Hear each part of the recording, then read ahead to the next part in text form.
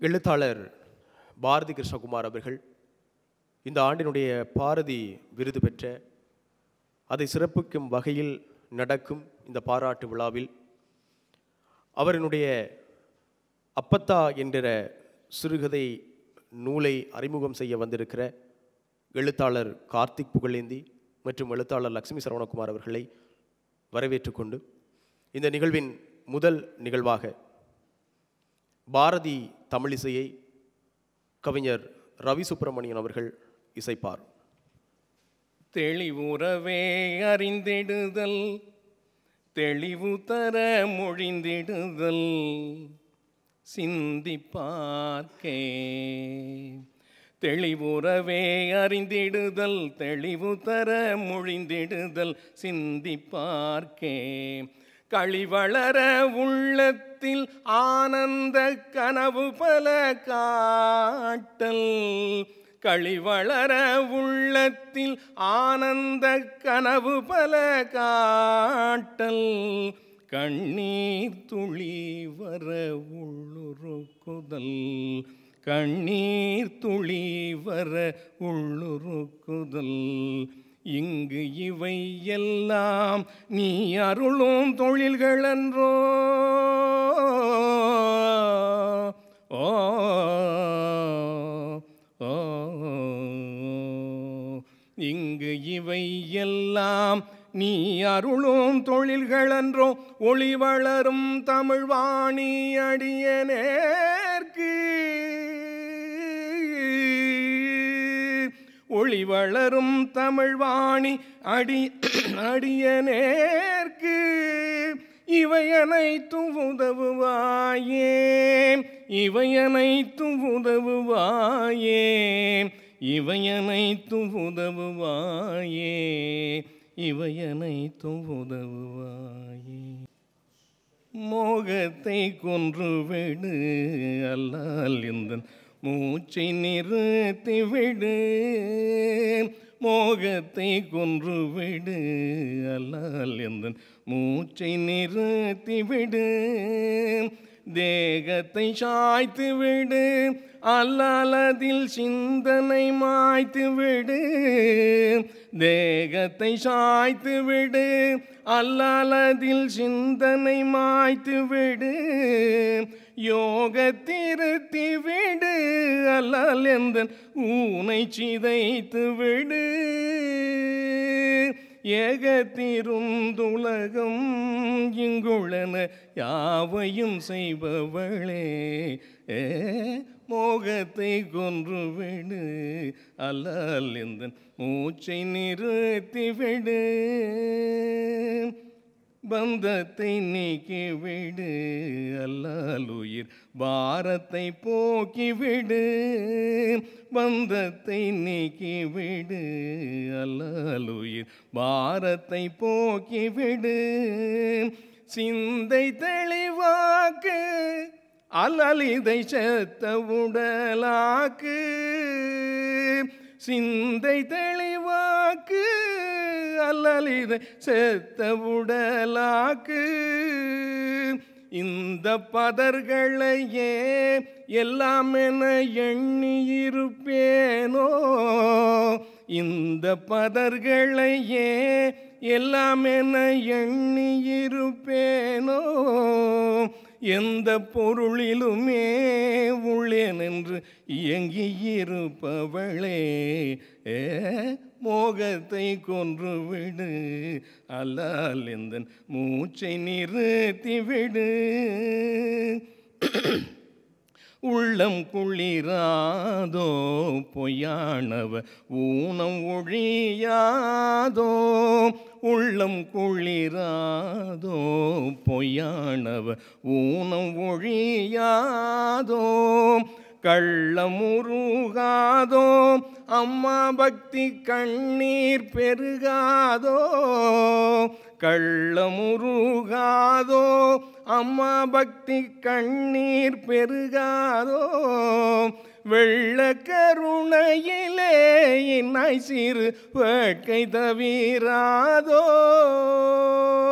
வெள்ள கருணையிலே இனாய் சிறு வேட்கை தவிராதோ வெள்ளற்கரியவளே அனைத்திலும் மேவியிருப்பவளே வெள்ளற்கரியவளே அனைத்திலும் மேவியிருப்பவளே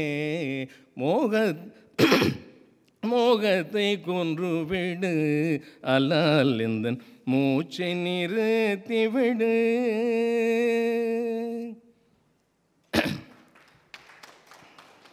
இறுதியாக நேரமாகிவிட்டதால் இந்த பாடலோடு நான் முடித்துக்கொள்கிறேன். ஆயிரம் தெய்வங்கள் உண்டென்று தேடி அலையும் அறிவிலிகாள். ஆயிரம் தெய்வங்கள் உண்டென்று தேடி அலையும் அறிவிலிகாள். பல்லாயிரம் வேதம் அறிவொன்றே தெய்வம் உண்டாமெனல் களேரோ.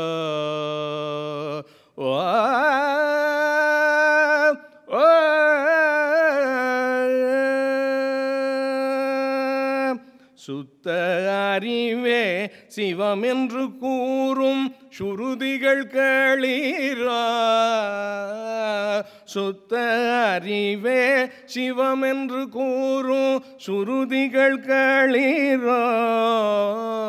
பல பித்த மதங்களிலே தடுமாறி பெருமை எழிவீரோ.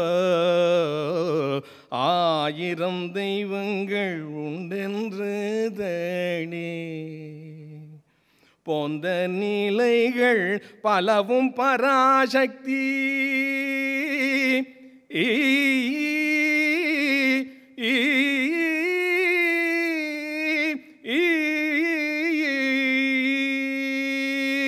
போந்த நிலைகள் பலவும் பராசக்தி பூணும் நிலையாமே. போந்த நிலைகள் பலவும் பராசக்தி பூணும் நிலையாமே. உபசாந்த நிலைய ஏகாந்த நிலை என்று சான்றவர் கண்டனரே. ஆயிரம் தெய்வங்கள் உண்டென்று தேடி உள்ளதனைத்திலும் உள்ளொளியாகி ஒளிர்ந்திடும் ஆன்மாவே. உள்ளதனைத்திலும் உள்ளொளியாகி ஒளிர்ந்திடும் ஆன்மாவே. இங்கு கொள்ளற்கரிய பிரமமன்றே மறை கூவுதல் களீரோ. ஆயிரம் தெய்வங்கள் உண்டென்று தேடி அலையும் அறிவிலிகாள். பல்லாயிரம் வேதம் அறிவொன்றே தெய்வம் உண்டாமெனல் களேரோ. ஓ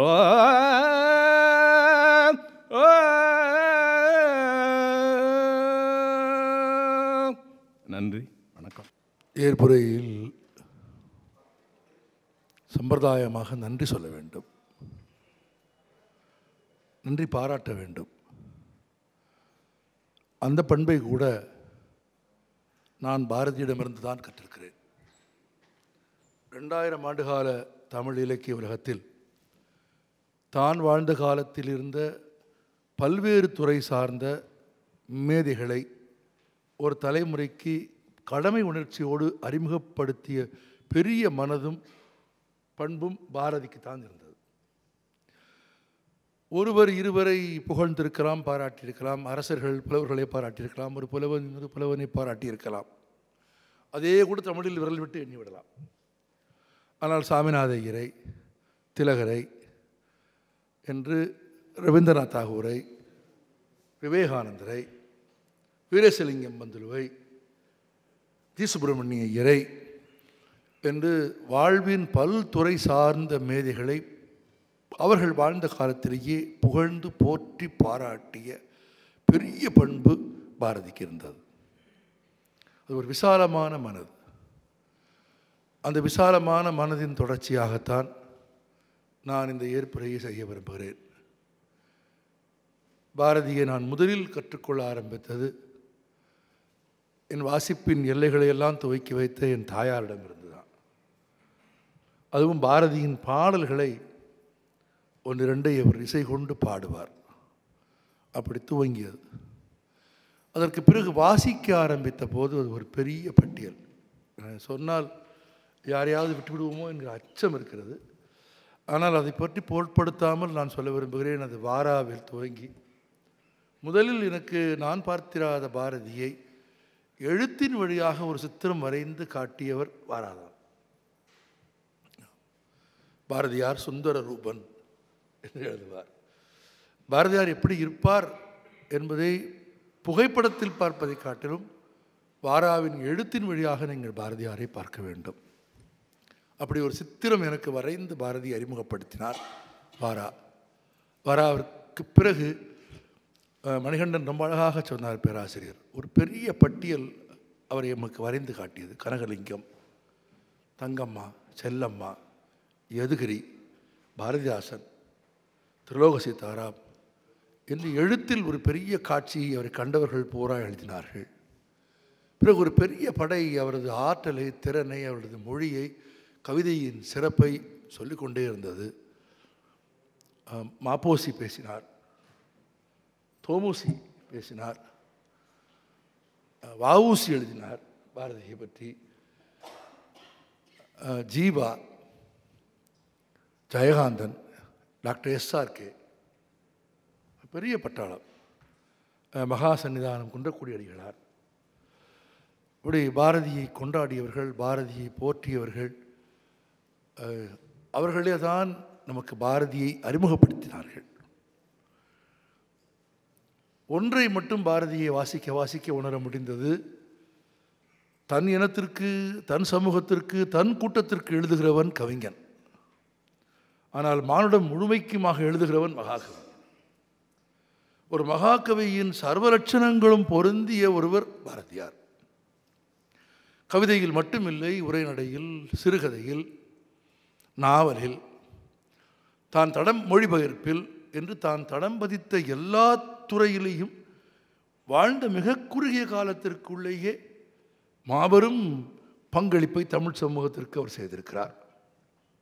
சிந்தனையில் புதுமை, எழுத்தில் புதுமை, ஒரு நீண்ட பட்டியல் இருக்கிறது. காலம் அவகாசம் இல்லை. ஆனால் பாரதியின் படைப்புகளை பாரதியின் வழியாகவும், பாரதியை ஆய்வு செய்த பெருமக்களின் வழியாகவும், தம்பி நானது செய்வேனடா என்கிற பாரதியை பற்றிய பாரதி புத்திரனின் புத்தகம் பாரதியை நான் இன்னும் முழுமையாக அறிந்து கொள்வதற்கு உதவிய புத்தகங்களில் ஒன்று. ஆமாம், இத்தனை ஆண்டுகளுக்கு பிறகும் கோவில் யானையை கொண்டு வந்து காட்டியது மணிகண்டன் தான். ஆமாம், அப்படி தேடி கொண்டு வந்து நானும் தொடர்ந்து பாரதியை வாசிக்கிறவர்களே, பாரதியை பற்றி எழுதுகிறவர்களே எழுதி கொண்டே இருக்கிறேன், பார்த்து கொண்டே இருக்கிறேன். வாசிப்பின் எல்லையில் பாரதி புதிய புதிய தருணங்களையும், புதிய புதிய காட்சிகளையும், புதிய புதிய சிந்தனைகளையும் இப்போதும் உருவாக்கி கொண்டே இருக்கிறான். அது ஒரு விவரிக்க முடியாத. கண்ணனை பாரதி எப்படி குருவாக, சீடனாக, தாயாக பாவித்தானோ அப்படி மொழி, பண்பாடு, கலாச்சாரம், சமூகம் போன்ற விஷயங்களில் பாரதியை குருவாக, சீடனாக, சகோதரனாக, ஏன் வேலைக்காரனாக கூட பார்க்க முடிகிற அளவுக்கு தன் கண்ணனை பாரதி எந்த வடிவத்திலெல்லாம் கொண்டு வந்து நிறுத்தி கொண்டானோ அதே போல் நமக்கு பாரதி குருவாக, தோழனாக, சீடனாக, வேலைக்காரனாக, தாயாக, தந்தையாக எல்லாமாக எழுத்தில் நிற்பதை நான் பார்க்கிறேன். எப்படி ஆன்மீகத்துறையில், ஆன்மீக தமிழ் இலக்கியத்தில் யாரும் செய்யாத ஒரு மாபெரும் சாதனையை பாரதி செய்தார். யாருமே கடவுளை தனக்கு வேலைக்காரனாக்குகிற துணிச்சல் 2000 ஆண்டு காலத்தில் யாருக்கும் இல்லை. எல்லாம் கடவுளுக்கு வேலைக்காரனாக இருப்ப சம்மதித்தார்கள். படியாய் கடந்தேனும் முன் பவளக்காவாய் காண்பேனோ என்றுதான் சொன்னார்கள். கடவுளுக்கு சேவகம் செய்யத்தான் எல்லோரும் காத்திருந்தார்கள். ஆனால் கடவுளையே வேலைக்காரனாக மாற்றி பாடுகிற துணிவும் ஆழ்வார்களுக்கு இல்லாத கம்பீரமும் பாரதி ஒருவனுக்கு தான் இருந்தது. நாம் வாசிக்கிற போது ஒரு சேவகனை போல பாரதி பக்கத்தில் இருந்து மானுடத்தை எப்படி கற்றுக்கொள்ள வேண்டும் என்று சொல்லிக் கொடுக்கிறான், நமக்கு கற்றுக் கொடுக்கிறான். ஒரு ஆசிரியனாக இருந்து கற்றுக் கொடுக்கிறான், ஒரு சேவகனாக இருந்து கற்றுக் கொடுக்கிறான். அவர் எழுதிய வாழ்க்கை முழுவதையும் படித்த போது அந்த அந்த ஒரு 6 ஆண்டுகள் அவன் எழுதவில்லை என்பது எனக்கு துயர் மிகுந்த ஆண்டுகள், அவன் வாழ்க்கையிலேயே துயர் மிகுந்த ஆண்டுகள். இன்னும் சொல்லப்போனால் அது இப்போது வந்திருப்பது 3ஆம் பதிப்பு.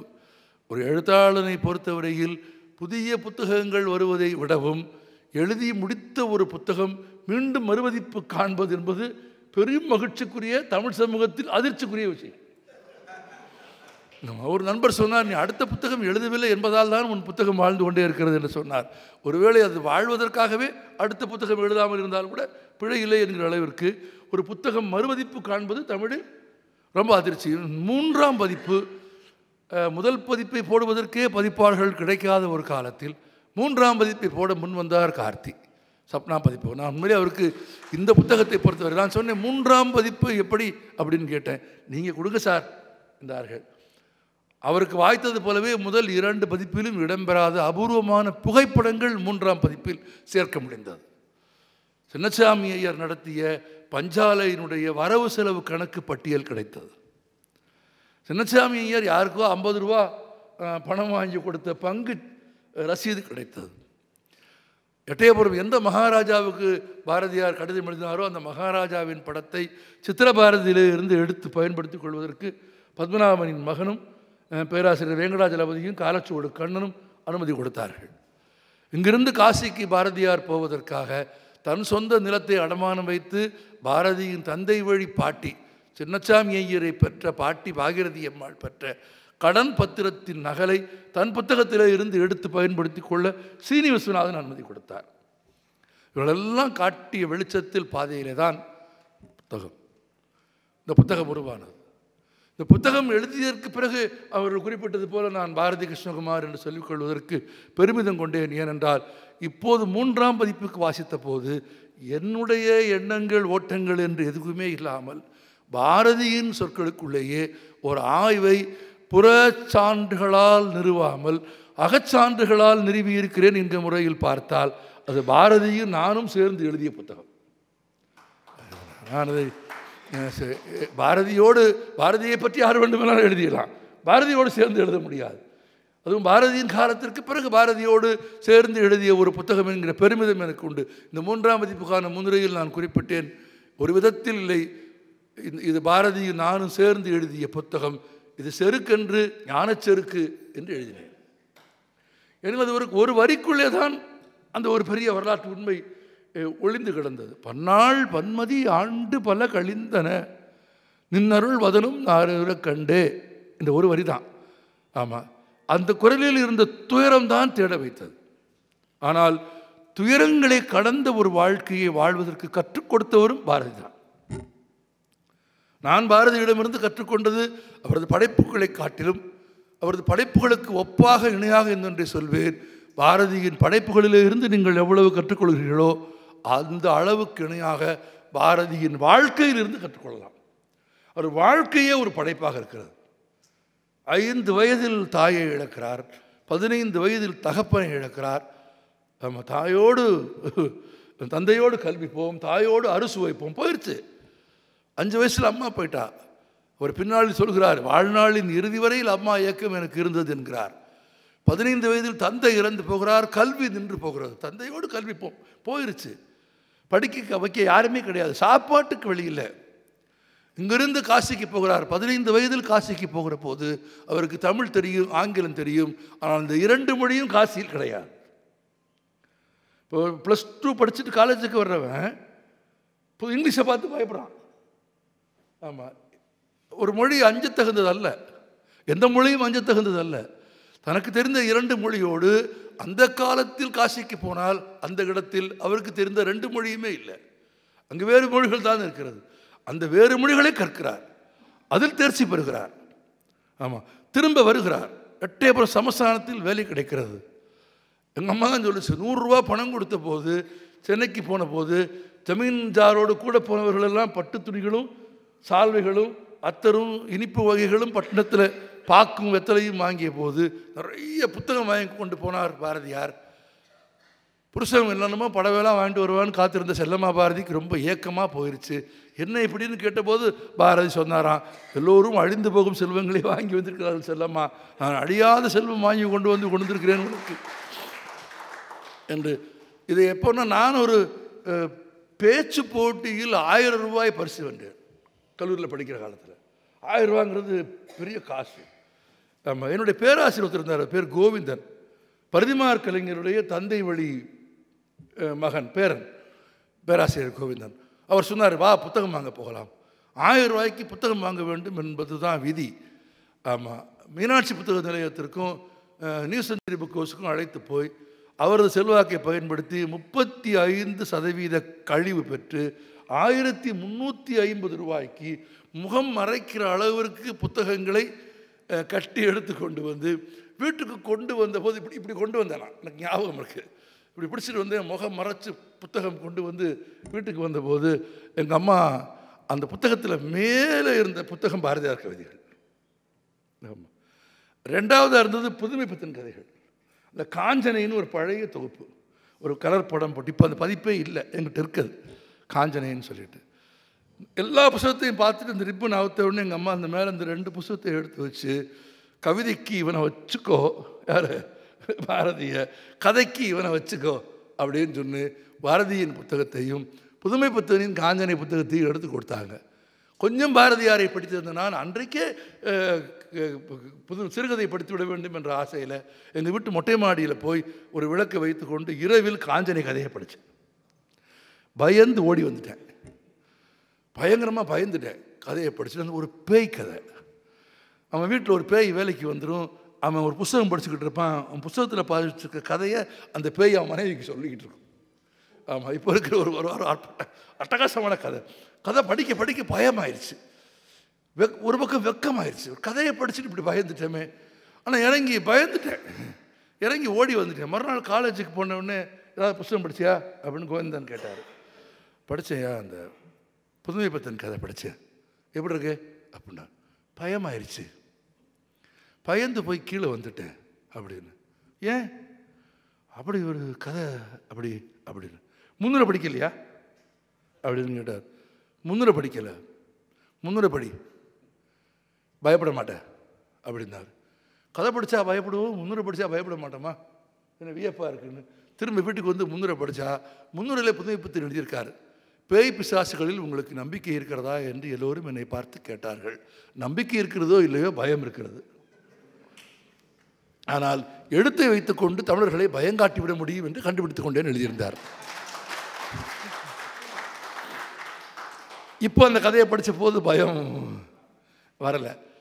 மறுநாள் போய் சொன்னேன், சார் இப்போ தெளிவாயிடுச்சு. அப்போ அவர் சொன்னார், you must always cover a book, you must always cover a book from cover to cover. 3 cover. அரசாங்க அலுவலகங்களில் பயன்படுற கவர் இல்லை, இது வேறு cover. You must cover the book from cover to cover.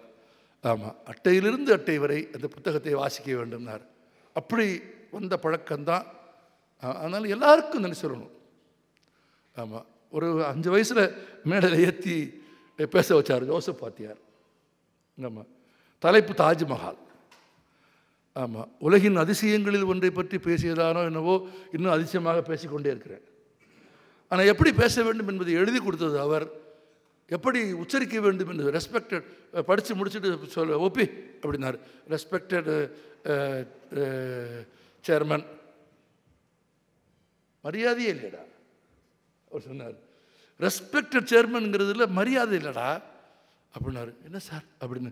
Respected chairman அப்படின்னா தான்டா மரியாதை, ரெஸ்பெக்டடுங்கிறது ஏன்டா இப்படி இளவு மாதிரி சொல்கிற அப்படின்னு ஒரு 2 வாரம் பயங்கரமாக பயிற்சி கொடுத்து ஏற்றி மேடையில் ஏற்றி நிறுத்தினா ஒரு மொழியை, ஒரு சொல்லை எப்படி வந்து இந்த ஆனமேட்டஃபாய்க்குன்னு இங்கிலீஷில் சொல்கிற விஷயமாக அது சொல்லை உச்சரிக்கிற போதே ஒலியிலேயே பொருளை கொண்டு வந்து சேர்க்கிற வலிமையோடு மொழியை எப்படி கையாள வேண்டும் என்று சொல்லிக் கொடுத்த ஒரு வாத்தியார், ஒரு எலிமெண்ட்ரி ஸ்கூல் வாத்தியார், தேவரக்கம் சார். ஆமாம், இதெல்லாம் இல்லாமல் இல்லை. இவ்வளவு பேருடைய கொடை. அப்படி தரையில் உட்காந்து ஜேகே பேசுகிறத கேட்டிருக்கேன். இந்த பரிணாமன் அதே ஜெயகாந்தனோட சமமாக நாற்காலியில் உட்கார்ந்து பேசியிருக்கேன். பாரதி என்னன்னு சொல்வார், பாரதியோட ஒரு கவிதையை சொல்வார். ஆமாம், மாதர் தம்மை இழிவு செய்யும் இடமே எல்லாரும் படிச்சுட்டே இருந்தோம். அவர் தான் அழகாக சொன்னார், மாதர் தம்மை இழிவு செய்யும் இடமையை கொளுத்துவோம் என்பது ஆண்களுக்கு பாடியதல்லன்னார். என்ன ஜேகே அப்படின்னு, ஆண்களுக்கும் அப்படின்னாரு. என்ன ஜேகே அப்படின்னு, மாதர் தம்மை இழிவு செய்யும் இடமையை கொளுத்துவோம் என்பது நமக்கு சொன்னது, மாதர் தம்மை இழிவு செய்யும் இடமையை கொளுத்துவோம் என்பது பெண்களுக்கு சொன்னதுன்னார். ஒரு வரி தான், ஒரு வரி தான். அந்த அந்த மாத்திரை இருக்குது பாருங்கள், உலகத்தில் வேறு எந்த மொழியிலும் இல்லாத தமிழில் மட்டுமே இருக்கிற அந்த மாத்திரையை போட்டு அப்படி படித்தா பாரதி எப்படி காட்சி அளிப்பான் அப்படின்னு அப்படி ஜெயகாந்தன் ஒரு மேடையில் சொன்னார். அவர் நாங்கள் ஒரு கலையிறவுக்கு, முற்போக்கு எழுத்தாளர் சங்க கலையிறவுக்கு கூப்பிடுறோம். முற்போக்கு எழுத்தாளர் சங்கத்தினுடைய கலையிறவு மேடைக்கு 1964 இடதுசாரி இயக்கம் பிளவுண்ட பிறகு ஏறக்குறைய 74, 84, 28 ஆண்டுகளுக்கு பிறகு ஒரு சிபிஎம்னுடைய இலக்கிய மேடைக்கு அவர் வர்றார். மேடைக்கு வந்தார், நின்னார், பாரதியை பற்றி பேச சொன்னோம். அழகாக ஆரம்பித்தார். ஒன்றுபட்டால் உண்டு வாழ்வு, அது பொதுமக்களுக்கு சொன்னது. நாங்கள் எல்லாம் கீழே உட்காந்துருக்கோம், எல்லாம் பூரா சிபிஎம் ஆட்கள், அவர் சிபிஐ ஆள். ஒன்றுபட்டால் உண்டு வாழ்வு என்பது பொதுமக்களுக்கு சொன்னது, நம்மில் ஒற்றுமை நீங்கிடில் அனைவருக்கும் தாழ்வு என்பது நமக்கு சிறப்பாக சொன்னது. இன்னும் உருவாகாத இடதுசாரி ஒற்றுமையை, இன்றைக்கு வரைக்கும் உருவாகாத இடதுசாரி ஒற்றுமையை, விரிவான ஒற்றுமையை பாரதியின் சொற்களில் அந்த கணத்திற்கு புதும் பொருளும் பொலிவும் தந்து பேசுகிற வழியை, வாழ்க்கை முறையை ஜேகே கற்றுக் கொடுத்திருக்கிறார். எஸ்ஆர்கே எங்கள் ஊருக்கு பக்கத்தில் ஒரு அரச மரத்தில் ஒரு பிள்ளையார் கோவிலில் மகா சிவராத்திரிக்கு நடக்கிற விழாவின் ஒரு இரவில் ஓட்ஸ்வர்த்தையும் கம்பனையும் பாரதியையும் ஒப்பிட்டு எஸ்ஆர்கே பேசிய கணங்கள் இன்றைக்கு வரைக்கும் அப்படியே கல்வெட்டு போல நினைவிலே இருக்கிறது. மைக்கிலிருந்து 2 அடி முன்னால் போய் தலைமுடிய கோதி சட்டை கையெல்லாம் தூக்கி விட்டு, ஆமாம், ஒரு தாயின் அரவணைப்பில் உறங்குகிற குழந்தையை போல் லண்டன் மாநகரம் இருந்தது அப்படின்னு ஆரம்பிப்பார். எங்கே என்ன என்ன என்ன தொடராரு, எங்கே எடுக்கிறாரு, என்ன கொண்டு போக போகிறாரு தெரியாது. அது அப்பான் வெஸ்ட்மின்ஸ்டர் பிரிட்ஜ் போயத்துடைய தமிழாக்கம். ஒரு தாயின் அரவணைப்பில் உறம்புகிற குழந்தையை போல் லண்டன் மாநகரம் பனியால் மூடப்பட்டிருந்தது, சான்றோர்களின் கவிதையைப் போல் ஆழமாக ஓடிக்கொண்டிருந்தது தேம்ஸ். இப்படி எங்கோ ஒரு கடிகாரம் 2 முறை சோம்பல் முறித்து கொண்டது. நைட் 2 மணி அதிகாலை. பைத்தியக்காரர்களையும் குடிகாரர்களையும் தவிர எல்லோரும் உறங்கி போனார்கள் அப்படின்னு சொல்லிட்டு, வேர்ட்ஸ்வர்த்தினுடைய லண்டனில் குடிகாரர்கள் உறங்கவில்லை, பைத்தியக்காரர்கள் உறங்கவில்லை, ஆனால் 10ஆம் நூற்றாண்டு கம்பன் காட்டிய இலங்கையில் பித்தரும் உறங்கினர் என்று கம்பன் எழுதியதன் வாயிலாக பித்தரும் உறங்கும் ஒரு உலகம் இருந்தது என்ற கற்பனையின் உயரத்திற்கு வேர்ட்ஸ்வர்த்திற்கு 8 நூற்றாண்டுகளுக்கு முன்பு கம்பன் போயிருக்கிறான்னு பாடும்போது, வேர்ட்ஸ்வர்த் எங்கே இருக்காரு, கம்பன் எங்கே இருக்காரு, பாரதி எங்கே இருக்காரு, இவன் எங்கே கோலம் வைக்கிறாங்க, எங்கே புள்ளி வைக்கிறாங்க, எப்படி வரைகிறாங்கன்னு பார்த்தா சித்திரம். இந்த ஜேகே இருக்கார், அவருக்கு தெரியும். 5 நாள் ஏற்காட்டில் போய் உட்காந்துருந்தோம். அந்த ஜேகே இருந்தார். ஒரு நாள் பூரா பாரதி. ஆமாம், ஒரு நாள் பூரா what is sex, what is marriage, what is love, what is human relationship, ரஸ்ஸல்ல இருந்து பெர்ட்ரண்ட் ரஸ்ஸல்ல இருந்து எல்லா உலகின் மாபெரும் தத்துவ மேதைகளை உள்ளிட்ட அவ்வளவே ஜேகே ஒரு நாள் பூரா பேசியிருக்கிறார்.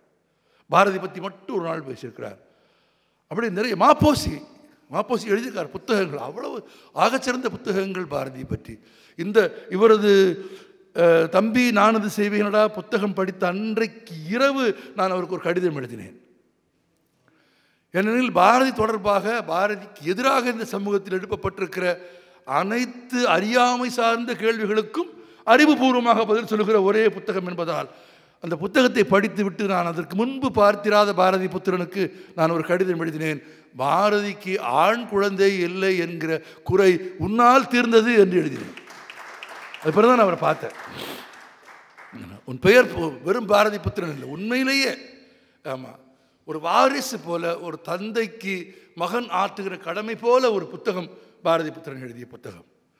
இவ்வளவுதான் தீர்ந்து போயிட்டு இனிமேல் பாரதியின் படைப்பு கிடைக்காது என்று தவித்த போது ஒரு கோவில் யானை என்கிற ஒரு அழகான கதையை மட்டுமல்ல, பாரதி எடுத்ததே 5 புகைப்படங்கள் தான் என்று ரா பத்மநாபனில் இருந்து நான் வரை எல்லாரும் நம்பிக்கொண்டிருந்த போது 6ஆவதாக ஒரு அழகான புகைப்படத்தையும் அடர்ந்த தாடியோடு மிசையோடும் கூடிய ஒரு பாரதி படத்தை 100 ஆண்டுகளுக்கு பிறகு தேடி கண்டுபிடித்து கொடுத்தவர் மணிகண்டன். இதெல்லாம் என்னன்னா, ஒருவரை ஒருவர் போற்றவும், ஒருவரை ஒருவர் வாசிக்கவும், ஒருவரை ஒரு அவதானிக்கவுமான ஒரு வாழ்க்கையை பாரதி எங்களுக்கு கற்றுக் கொடுத்தான். நாங்கள் பாரதியில் இணைந்தோம், பாரதியால் இணைந்தோம். பாரதியில் இணைந்தவர்களுக்கும் பாரதியால் இணைந்தவர்களுக்கும் தலை தாழ்ந்த நன்றியும் வணக்கம். நன்றி. யானேதும் பிறப்பஞ்சேன் இறப்பனதுக்கும் என் கிடவேன், வானையும் பெருள் வேண்டேன் மண் நாள் வான் மதித்து மீறேன் என்ற அறத்தை பிடித்து வாழும் பாரதி கிருஷ்ணகுமார் ஐயா அவர்களுக்கு பாரதி விருது கிடைத்திருப்பதில் எந்த சந்தேகமும் இல்லை. அது அவருக்கு கொடுக்கப்பட வேண்டியது அவருக்கு வந்து சேர்ந்திருக்கிறது. ஐயா திரு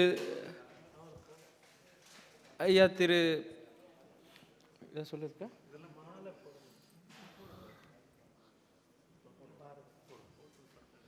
திருப்பூர் கிருஷ்ணன் அவர்கள் சொல்லும்போது சொன்னார், திரு பாரதி கிருஷ்ணகுமார் ஐயா அவர்களின் முதுகு வால் போன்றது வளையாதது என்று.